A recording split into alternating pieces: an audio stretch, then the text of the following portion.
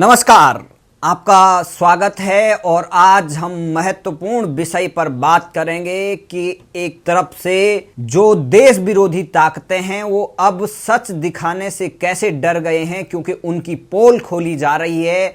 उनकी ऐसी पोल खोली जा रही है कि अब वो बिलबिला उठे हैं और मीडिया की आवाज़ दबाने के लिए अब वो नई साजिश रच रहे हैं। पहले अर्नब गोस्वामी के खिलाफ किस तरीके से उनको धमकाया गया, डराया गया और पुलिस या ताकत के आगे उनको झुकाने की कोशिश की गई, उन पर एफआईआर की गई।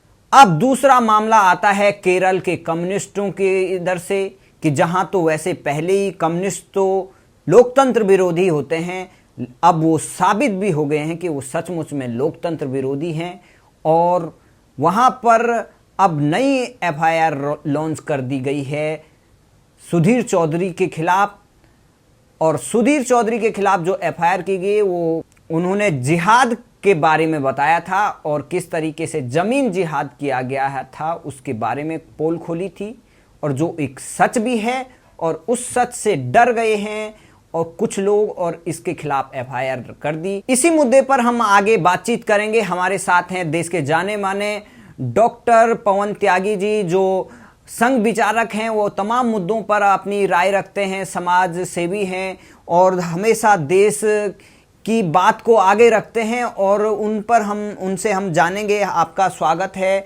और अब हम आपसे ये जानना चाहते हैं कि जो ये मुद्दा है, जिस तरीके से सुधीर चौधरी पर अब एफआईआर लॉन्च कर दी गई है, तो क्या समझते हैं कि ये एफआईआर क्या सही है या सुधीर चौधरी ने जो मुद्दा उठाया था वो बिल्कुल सही था, उसको उठाया जाना चाहिए था? आप क्या कहेंगे?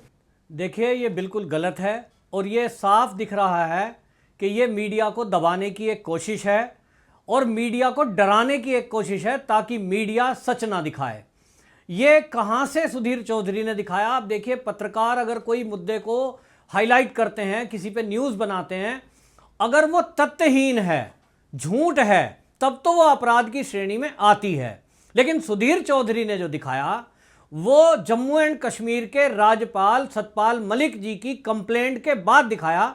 उन्होंने एक एक्ट था, रोशनी एक्ट, उस एक्ट के विरुद्ध में ये कहा था कि इस एक्ट के तहत एक योजनाबद्ध तरीके से जो वहाँ जम्मू और कश्मीर में जो डेडलाइन घोषित करी थी कि एक सरकारी ज़मीन कुछ लोगों को दी जाएगी, और वो ज़मीन की डेडलाइन 1990 बनाई थी, उसके बाद उसको बढ़ा करके 2004 कर दिया, फिर उसको जो है 2007 कर दिया, और फिर उसमें बेंचमार्क जो घोषित किया था 2009 को 1990 को, वो 2007 बेंचमार्क करके और ये कह दिया गया कि जो सरकारी ज़मीन पर जिनका कब्जा है उनको मालिकाना अधिकार दिया जाएगा, लेकिन उसकी एवज में उनसे कुछ पैसे भी लिए जाएंगे और मार्केट वैल्यू जो उसकी रहेगी उस समय की वो ली जाए।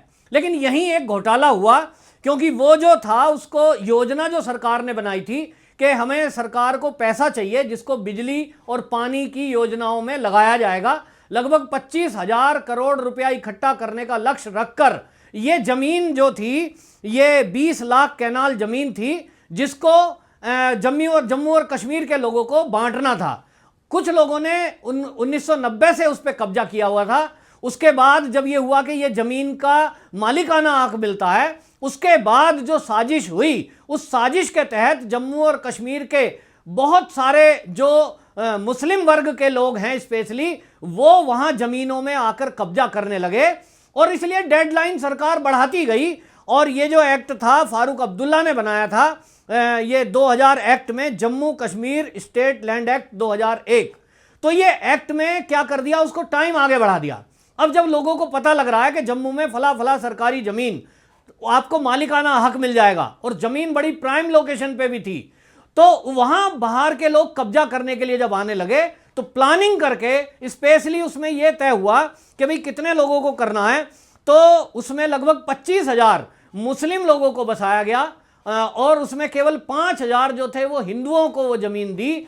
और उसमें जो घोटाला हुआ, जिसकी सतपाल मलिक जी ने कंप्लेंट की थी भ्रष्टाचार सेल में, उन्होंने कहा कि इस जमीन को जो दिया गया है बहुत ही औने पौने दाम में उसको दे दिया गया और उस जमीन की जो कीमत थी वो मात्र उसमें 100 रुपये प्रति कैनाल की दर से दिया गया और केवल उसमें 6,000 करोड़ रुपया इकट्ठा हुआ, जबकि 25,000 करोड़ का लक्ष्य रखा था। तब सतपाल मलिक ने ये सवाल उठाए थे कि इसकी जांच एंटी करप्शन से कराई जाए और इस एक्ट को मैं खत्म करता हूं, ये समाप्त किया जाए। उसके बाद ये प्रोग्राम बना।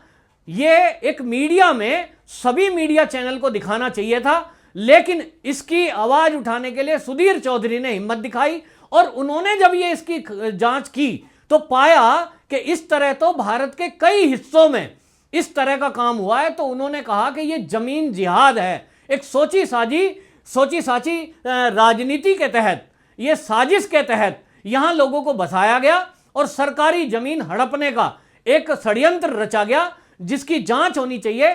तो तब उन्होंने एक चार्ट के जरिए बताया था कि भारत के अन्य हिस्सों में किस किस तरह से जिहाद चल रहा है। तो वहीं उन्होंने उस जिहाद का खुलासा करते हुए केरल का भी खुलासा किया था कि केरल में एक परिवार ने जी न्यूज से संपर्क किया था कि उनके परिवार में एक्स फौजी थे, उनकी बेटी को किस तरह से लव जिहाद करके और एक वहां पीएफआई के सदस्य ने उस लड़की को फंसाया था, फिर उससे शादी हुई। उन्होंने उसकी कंप्लेंट की थी कि हमें धोखे में रखा गया। वो लड़की ने विरोध किया, लेकिन उस पोल खुलने के बाद ये पता लगा कि केरल में ऐसी तो बहुत शादियां हुई हैं। तब सुधीर चौधरी ने एक चार्ट के जरिए समझाया कि इस देश में किस तरह से जिहाद चल रहा है। तो वो जिहाद दो रूप में उन्होंने मोटे मोटे कहा कि एक तो है कट्टर जिहाद, जो हथियार उठाकर सीधे सीधे आतंकवादी बनकर और इस देश में हमारी सेना को मार रहे हैं, उनका सामना कर रहे हैं। उनकी प्लानिंग है पाकिस्तान के इशारे पर इस भारत में खून खराबा करना, निर्दोष लोगों को कत्लेआम करना और यहां आर्थिक नुकसान पहुंचाना। तो ये उनका मकसद है। दूसरी तरफ जिसको वो कह रहे हैं कि वैचारिक जिहाद, वो वैचारिक जिहाद में प्रोफेसर्स हैं, डिग्री कॉलेजों के पढ़े लिखे इंटेलेक्चुअल बंदे हैं। उसी में उन्होंने कहा एक फिल्म जिहाद है जो बॉलीवुड के पिक्चरें ऐसी बनाता है, गाने ऐसे लिखता है जिसमें एक विशेष धर्म के बारे में अच्छाइयां दिखाई जाती है। जैसे कि एक पीके उदाहरण उन्होंने दिया था फिल्म का कि उसमें एक हिंदुओं को अपमानित करने वाली बातें बताई गई, लेकिन जिस धर्म से वो आमिर खान खुद आते हैं उन्होंने उसके बारे में कोई टिप्पणी नहीं की। तो उन्होंने कहा इस तरह से ये फिल्म में भी एक जिहाद चल रहा है, सिद्ध करने की कोशिश की जा रही है कि हिंदू धर्म बेकार है, वहां ढकोसलेबाजी ज्यादा है, वहां दिखावा ज्यादा है और मजाक का पात्र बनाने की कोशिश की। तो लोगों की मानसिकता उससे चेंज होती है। इसी तरह उन्होंने कहा मीडिया में भी एक जिहाद है। एक ऐसा वर्ग मीडिया में है जो यहां झूठ चलाता है और ऐसी खबरें चलाता है जो इस देश के विरुद्ध में हो, इस देश के रक्षा तंत्र से जुड़ी हुई बातें हो। तो आपने देखा पिछले दिनों कश्मीर में, वो कश्मीर का अभिन्न अंग, भारत का अभिन्न अंग है कश्मीर, लेकिन उसको ऐसा कुछ मीडिया कर्मियों ने दिखाया कि वहां बड़ा अत्याचार कर रही है, वहां सेना बड़ी बलात्कारी है। इस तरह की खबरें जब मीडिया जगत में चलती हैं, वो जिहाद का एक अंग है, ऐसा सुधीर चौधरी ने अपने प्रोग्राम में कहा। फिर उन्होंने कहा इसी वैचारिक जो जिहाद है इसमें इतिहास भी एक हिस्सा है। कुछ इतिहासकार इस देश में ऐसे आए देश की आजादी के बाद से कि उन्होंने इस भारत के इतिहास को बदलने का प्रयास किया, जिसमें बहुत बड़ी संख्या में जो किताब लिखने वाले थे और इतिहास लेखन वाले थे वो कम्युनिस्ट थे। उन कम्युनिस्टों ने हमारी शिक्षा के तंत्र को बदलने की षड्यंत्र किया और हमारे इतिहास को बदलते हुए उन्होंने वो बातें हमें पढ़ाई स्कूलों में इतिहास के रूप में जो हमारी संस्कृति से मेल नहीं खाती और हमारा गौरवशाली अतीत उन्होंने छुपा दिया। हमको ऐसा जाहिर कराया कि ये देश तो गुलाम ही रहा है, ये देश तो कमजोर ही रहा है, यहाँ मुगल आए फिर अंग्रेज आए और हम तो गुलाम हैं। हमारे देश में कोई बिल्डिंगें नहीं थी, हमारे देश में कोई विज्ञान नहीं था। तो हमारे देश का जो वैभवशाली इतिहास था, जिसमें आज बहुत सारे विज्ञान भी मानता है कि देखिए हमारे यहाँ जो हमारा ये चिकित्सा शास्त्र है, उस चिकित्सा शास्त्र में जो हमारे यहाँ अभी भी 5000 साल पुराना जो चरक संहिता और सुश्रुत संहिता है, उसके अंदर जो ज्ञान है वो आज भी जितना विज्ञान डेवलप हो गया है वो नहीं है। क्योंकि आप देखिए चरक संहिता में ऐसी ऐसी दवाइयां लिखी हैं कि वो आज की डेट में जो बड़ी बड़ी बीमारियां हैं, असाध्य रोग हैं, उसमें भी वो काम करने वाली चीजें हैं। तो उन्होंने कहा कि हमारे इतिहास को भी झुठलाया गया और इस तरह से उन्होंने कहा कि ये हमारे देश में एक षड्यंत्र के तहत किया जा रहा है। इसको उन्होंने जिहाद का नाम दिया। हालांकि जिहाद जो इस्लाम के तरफ से कहा गया है, जो ऑब्जेक्शन आज कम्युनिस्टों ने उठाया है कि हमारी धार्मिक भावना इससे आहत हुई है, इस्लाम के लोग जो हैं मानने वाले, वो कहते हैं कि जिहाद तो एक धार्मिक शब्द है जिसमें अपनी बुराइयों से लड़ना, इसको जिहाद कहा है। लेकिन इसमें आज हम देख रहे हैं कि जो धर्म के मानने वाले लोग ही हैं उन्होंने ही शायद इसकी परिभाषा को बदल दिया है और इसको कट्टरवाद की तरफ ले आए हैं। अपनी बुराइयों से लड़ने के बजाय वो हथियार उठाकर निर्दोष लोगों का कत्लेआम कर रहे हैं। सुधीर चौधरी का मकसद तो यही था कि वो ये दिखाना चाहें कि धार्मिक पुस्तकों में जो जिहाद लिखा है कि अपनी बुराइयों से लड़ें, जब कोई गलत काम करने चले तो अपने अंदर झांकें, आदि आदि। क्योंकि धार्मिक भावना, धार्मिक किताबें, धार्मिक जो धर्म गुरु हैं वो कभी भी गलत राह नहीं दिखाते, लेकिन उसके इंप्लीमेंट करने वाले लोग उसका अपने हिसाब से उसको डिफाइन करते हैं, फिर उसको मिसयूज करते हैं। तो सुधीर चौधरी शायद इस तरह से दिखाना चाहते थे, जिसको धार्मिक भावना का आहत कहकर उन पर एफआईआर करी है, वो बिल्कुल गलत है। अगर किसी को ऑब्जेक्शन था तो उनसे बहस करनी चाहिए थी, उनसे जिरह करते, उनसे मिलते, मीटिंग करते और उनको कहते भाई हमें जरा बताओ आपने क्यों दिखाया है। लेकिन जिस तरह से एफआईआर की गई है, ये अर्नब गोस्वामी के ऊपर भी की गई थी, ये केवल और केवल ये है कि आप हमारी बात करोगे तो हम हमको डराएंगे, चाहे तो कानून के जरिए चाहे तो बंदूक के जरिए। ये दोनों ही एफआईआर बहुत गलत हैं, चाहे वो अर्नब गोस्वामी के विरुद्ध हुई, चाहे वो आज ये इनके सुधीर चौधरी के विरुद्ध हुई है। चलिए अब देखते हैं न्यायपालिका क्या इस पर निर्णय करती है। लेकिन पहले ही सुप्रीम कोर्ट ने अर्नब गोस्वामी के मामले में कांग्रेस को कड़ी फटकार लगाई थी कि आप किसी का, मीडिया का हम मुंह बंद नहीं कर सकते हैं। मीडिया हमेशा सच दिखाता रहेगा, चाहे किसकी भावना आहत होती है उससे कोई मतलब नहीं है। सच सच होता है, सच कड़वा होता है, भले ही किसी को बुरा लगे, लेकिन जो सच है उसको जानना जरूरी है। और जनता, ये लोकतंत्र है, लोकतंत्र में मीडिया चौथा स्तंभ है। इसको अगर हिलाने की कोशिश करेंगे तो उनको ही करारा झटका लगेगा। और कम्युनिस्ट पार्टी और कांग्रेस पार्टी इसको भली भांति समझ ले, मीडिया न कभी दबेगा और न ही दबाया जा सकता है। ये बात लिख कर ले लें, वो पार्टियां खत्म हो जाएगी जो मीडिया से इस तरीके से लड़ने की कोशिश करेगा। मैं एक बात और कहना चाहता था प्रोग्राम समाप्ति से पहले कि जो इस समय चल रहा है देश में, एक ट्रेंड ऐसा चला है कि जो देशभक्त पत्रकार हैं, जो सच दिखाने का प्रयास कर रहे हैं, ऐसे पत्रकार देश में गिनती के हैं, सुधीर चौधरी हो या अर्नब गोस्वामी हो।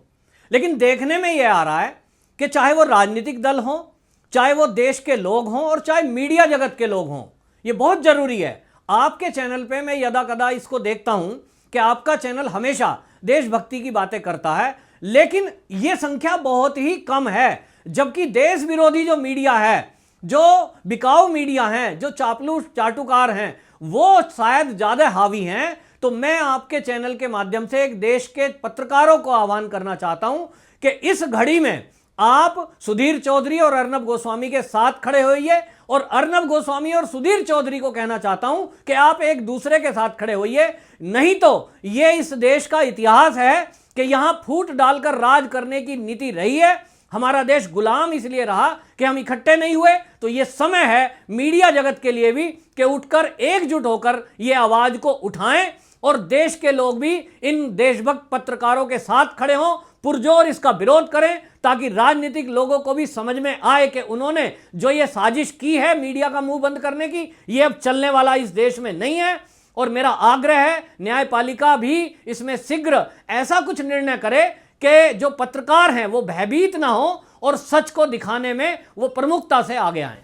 जी, बहुत बहुत धन्यवाद आपकी महत्वपूर्ण राय के लिए। और अब देखते हैं कि क्या न्यायपालिका करती है, क्या निर्णय आता है। लेकिन जो ये एफआईआर करा रहे हैं वो अपनी हताशा है, क्योंकि उनकी पोल खुल गई है और आने वाले समय में कोर्ट भी उनको करारा तमाचा मारेगा और हम देखते हैं इस पर आगे क्या अपडेट होता है। लेकिन जो एफआईआर करा रहे हैं वो खुद की पोल खोल रहे हैं। जय हिंद, जय भारत।